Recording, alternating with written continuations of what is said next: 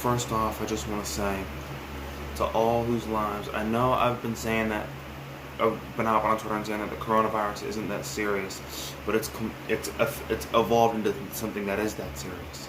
So I just want to say, before I start this rant, I just want to say, anyone who's infected by this, please pull through. We will get through this. But hey, I've heard the U.S. is supposed to be getting the worst of it this week. And I've heard some states' infections are beginning to fall. That's what I've heard. I might be wrong. I hope I'm not wrong. I don't want to hear anything about, I don't want to see anything in the comments about coronavirus. But I'm not on here to talk about the coronavirus. I'm here to talk about, I finished this series about, I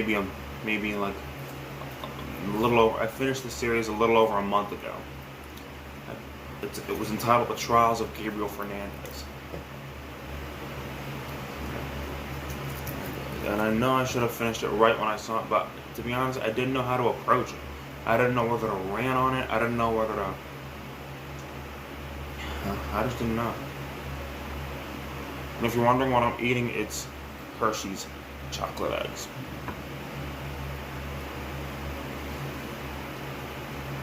Okay. Yeah, and I'm drinking water with it. As you know, chocolate goes good with water.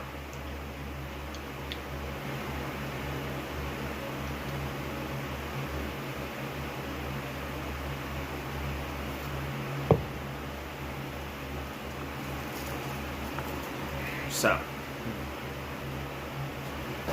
Gabriel Fernandez. I don't know what to say. An innocent little boy was murdered by his two scumbag parents, his mama and his mama's boyfriend. And, he was freaking locked. Yeah, Gabriel Fernandez was goddamn locked in a cabinet and force-fed kitty litter. Shot with a BB gun, whipped with a belt, choked, among other things. And things that I don't want to name because I don't want. That documentary pissed me off. It didn't. And I'm pissed for Gabriel. That's just as for the, at least we got a little bit of some justice for both of the scumbag parents. Aguirre, of course, on death row, and Pearl Fernandez got that ass in fucking prison. And she got freaking sliced with a tuna can, from what I heard. Tuna can. She got freaking, her trays got swinging. But let me get that tray. Boop.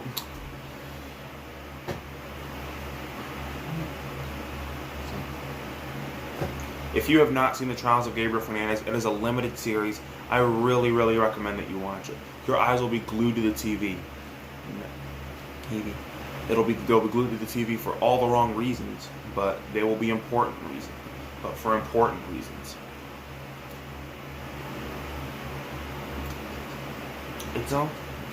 I just want to say, anyone who thinks it's okay to abuse a child is a bitch and deserves to be locked up and brought alongside Aguirre and Fernandez. Pearl Fernandez, not Gabriel. Pearl Fernandez. I want to speak of Pearl.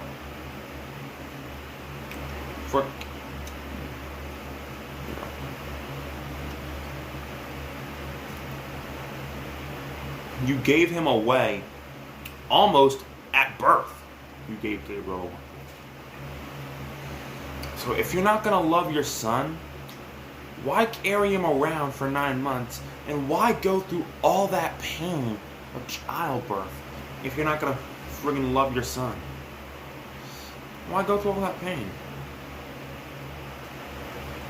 Why go through all that pain, bitch? And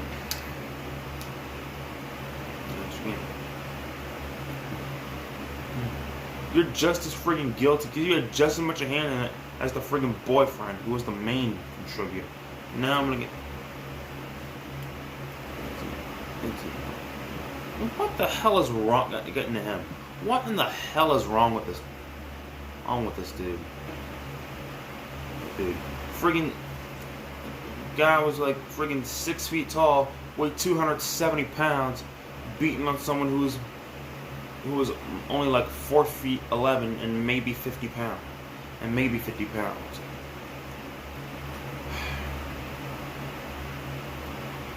Friggin' feeding him kitty litter, locking him in a fucking cabinet. Who the hell does that kind of shit to children? And the horrific abuse. What pissed me off more than anything is that the friggin' was that Gabriel was going through friggin' hell, and what hell, and the kid who, and the people who should have stepped in and saved him, DCFS, I'm talking to your sorry asses over in California. They didn't do a damn thing. They went to the house. They didn't do a damn, but they spoke directly to the abuser, and they believed whatever the fucking bitch told her. The bitch being Pearl Fernandez. They didn't, not once did they ask to see the fucking child. Not once.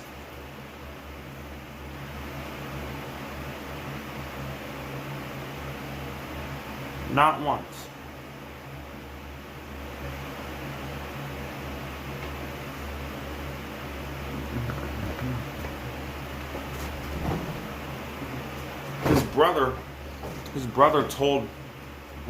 His brother told police that they knew that they weren't supposed to feed Gabriel, or else they'd probably get some of the abuse too.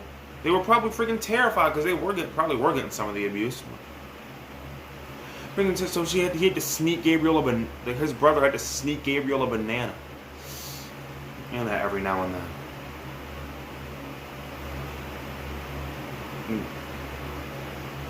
And Gabriel had to eat it probably had to eat it super secretively. Man, I don't even know what the hell was going on through her and Aguirre's mind. Isara, Aguirre, Pearl Fernandez, friggin' abusive scumbags.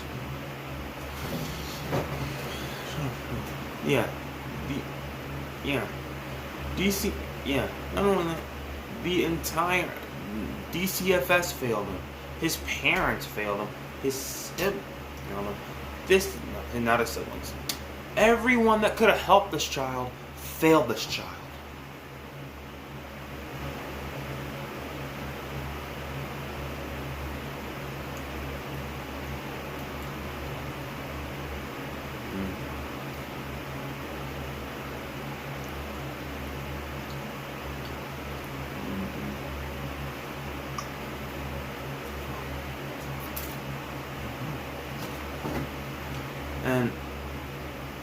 And what breaks my heart through all of this, through all of the hell that Gabriel endured, I'm not gonna name every single friggin' torture every single thing they did to him, because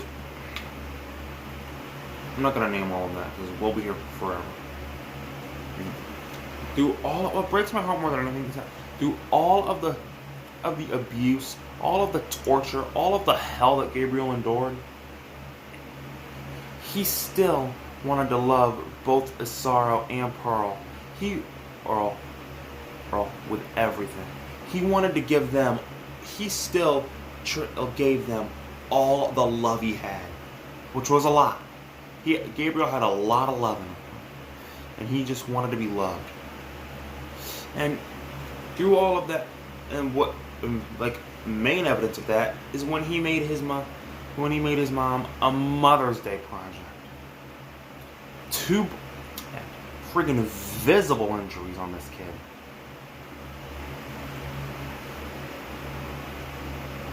Visible injuries. Black eyes, bruises, cuts. Visible injuries on this kid. And he still showed off a Mother's Day project that he was damn proud of. And he said there were coupons for Stuff you do, like, oh, I will be good. I will do the dishes.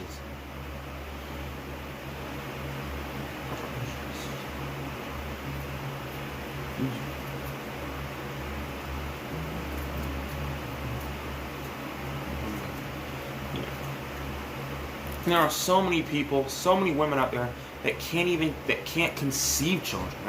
So many people that can't have kids. And you had one, and what did you do? What did you do? You friggin' took him out of the world. You gave him up at birth, and he lived with his own. Yeah. If you look, before he went back to friggin' Earl, he was happy. Gabriel was happy. He was one of the happiest children you would ever see. Gabriel was. Before the last 8 months of his life. Before the last 8 months of his life. He was one of the happiest children. Looking at photos, he was one of the happiest children there was. One of the happiest and healthiest children there was.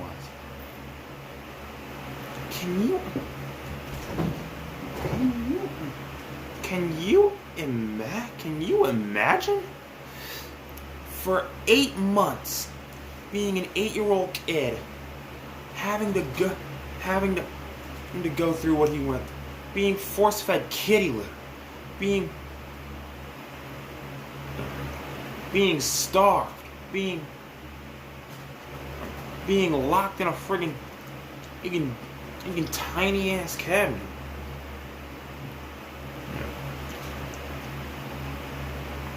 And being called gay, being forced to wear girls' clothes.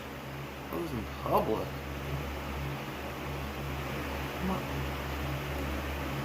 Shot with a BB gun, whipped with a belt, hit with a belt buckle in the face. He's choking to near unconsciousness. Yes. And being forced to eat expired food, being forced to eat friggin' cat feces, being forced to eat his own vomit. Can you imagine? 8 months. I don't even want to imagine during all of this abuse that was going on. I didn't even want to imagine what was going through Gabriel's mind.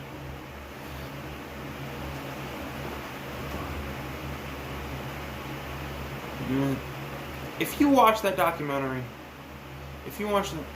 yeah, I'm not one who cries easily. I'm not someone who cries. Well, I do cry, but I do cry when someone yells at me, because yes, I do have a fragile ego. I do have fragile mental defenses. I do cry sometimes when someone yells at me, or something like that. I'm open and honest about that. But I rarely ever cry at TV. And by the way, on this channel, you will never see me cry. Very rarely. You will never ever see me cry unless it's for. But it's like, I can't even believe it. I was really I didn't want to cry because I just didn't want to. I didn't want to cry watching that because I didn't want to. Because whenever I cry, I feel sad. Whenever I cry, I just feel like, even after I stop crying, I feel sad for the rest of the day. And I just don't want to, I just didn't want to feel sad for the rest of the day. I felt horrible. My heart was freaking shattered for the kid, man. But I didn't want to cry, but I was fighting back. My eyes were freaking welling up. Up here. Throughout the series, through certain bits and parts, my eyes were welling up. I'm not even playing. My eyes were welling up.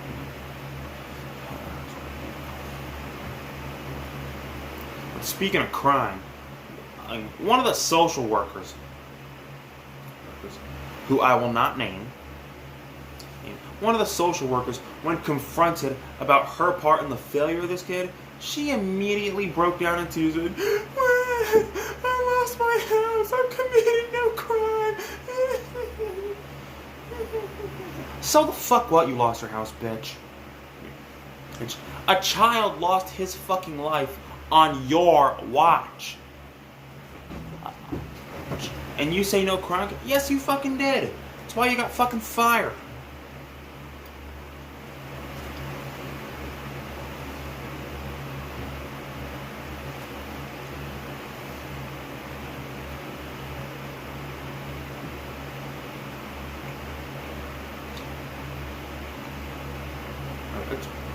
It's just, I can't even believe that.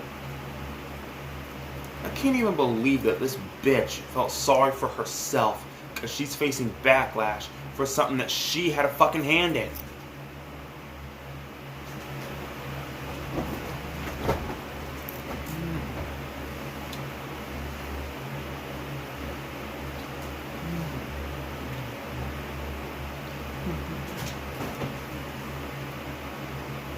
Honestly, but this bitch can cry until her friggin' retinas detach for all I give a fuck. Cry until then.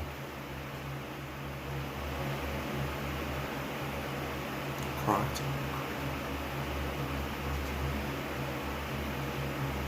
she can cry until her friggin' retinas detach.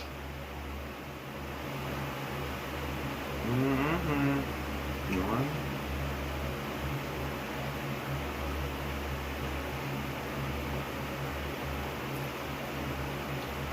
Till her friggin' retinas. I can't believe I'm gonna start cry till your friggin' retinas detach. I'm gonna start using that. But back to this. There are only two. Yeah. There are only two people that throughout this whole entire case, I only feel compassion. Well, for three people. Well, one, I felt compassion for Gabriel because he was the freaking epicenter of it. He got me. But the two people that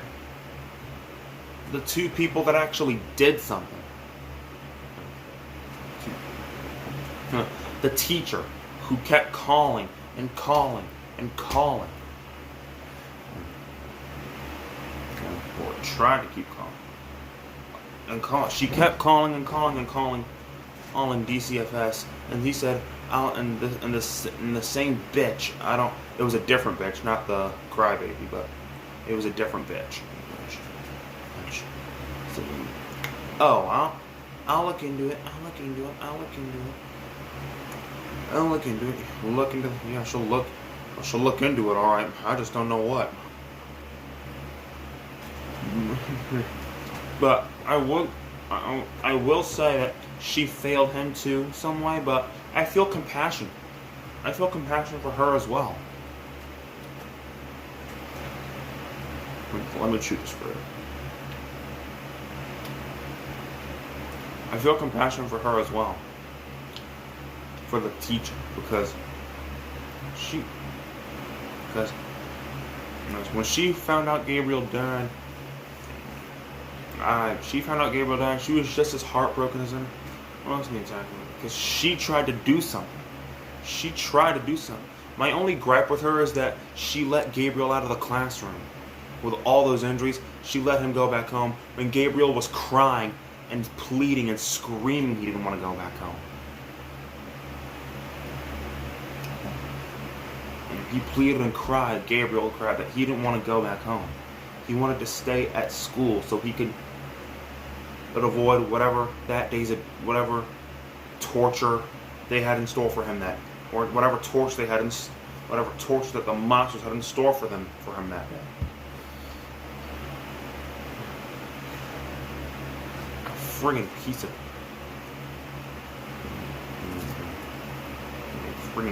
of trash, those two parents. He didn't want to get two people. That's one person I want to. And how she retired Gabriel's number. She didn't. Number 28, I think it was. It's now. She now calls it Gabriel's number because she doesn't assign it to any other student in that class because that will forever be his number. Okay. Number. And the other person I want to shout out is the security guard who friggin' saw that Gabriel was in danger. He friggin' saw that Gabriel was in trouble, and he raised the alarm. He raised the alarm, so to speak. And of course, I want to shout out the prosecutor. I think John Hatami, I think his name was. I'm not sure,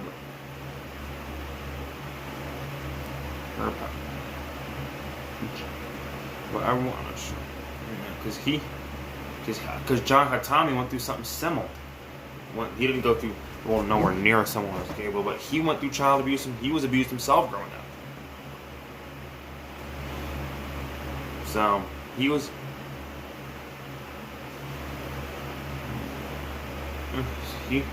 he felt Gabriel's pain.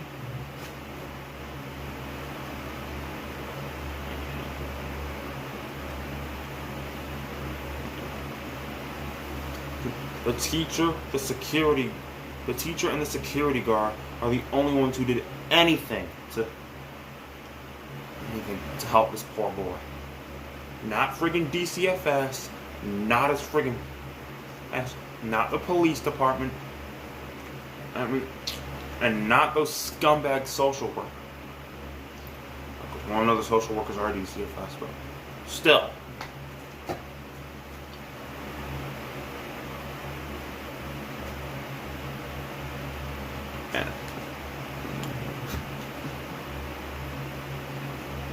And the sad thing once again is that all Gabriel wanted, kid was an innocent man. Kid was innocent. All he wanted to do, all he wanted from his mother was her unconditional and undying love. And that bitch was too selfish to even give that to him. She cared more about her fucking boyfriend and her.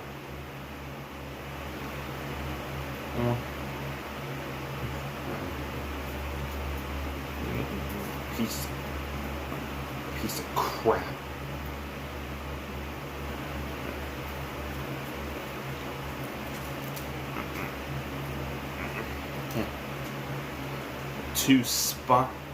The parents are nothing but two spineless, yellow-bellied, friggin' low-down, dirty piece of shit. And I guarantee you right now and I don't even do this. I don't even like making assumptions. I don't even like making assumptions like this unless it is absolutely necessary. And right now I think it's absolutely necessary. And I guarantee you right now that Satan is salivating about the day when you two die. And I personally hope that right now Satan is working on a special mini hell for the both of you, for the both of them. Satan is working on a special, like their own little hell within hell. Now, friggin' subject them to the tortures that Gabriel was subjected to, but only add like a friggin' hellish truth, like for example, lock them in cabinets, but rig the inside with fire jets. Whip them with flaming belts. Choke them with spiked chains. That's why.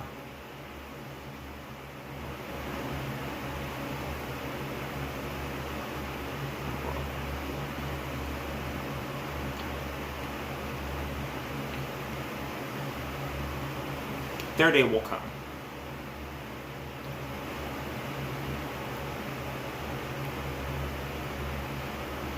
And guys, so that was my thoughts. That's my thoughts on the Trials of Gabriel Fernandez. That was one of the saddest things I've ever watched. And for future, my videos are going to vary a lot. Like, because I want my subscribers. Right now I have 22. I checked earlier. I'm nowhere near big yet. I'm like just budgeting, but barely budgeting. But I don't want anyone who watches my channel to understand that I'm not just some friggin' wrestling nerd. I'm not just a friggin' wrestling nerd. I have morals, and I'm like morals. I'm like all of you. I fucking hate child abusers. I hate animal abusers too. So, you know, words can't describe how bad I wanted to jump into the TV and friggin' throttle both the boyfriend and the mom. And then of course I go to fucking jail, but it'd be well damn worth it.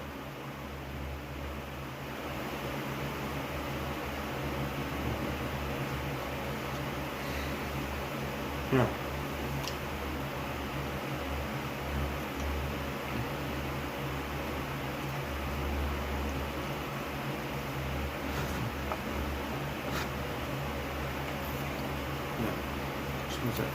The system failed him, man.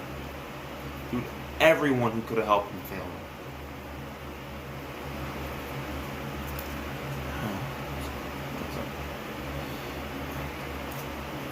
I don't want to say the like and subscribe, so this is a serious topic. I'm just going to say, rest in peace, Gabe. Rest in peace, Gabe. Rest, Gabriel Fernandez. Rest in peace, man.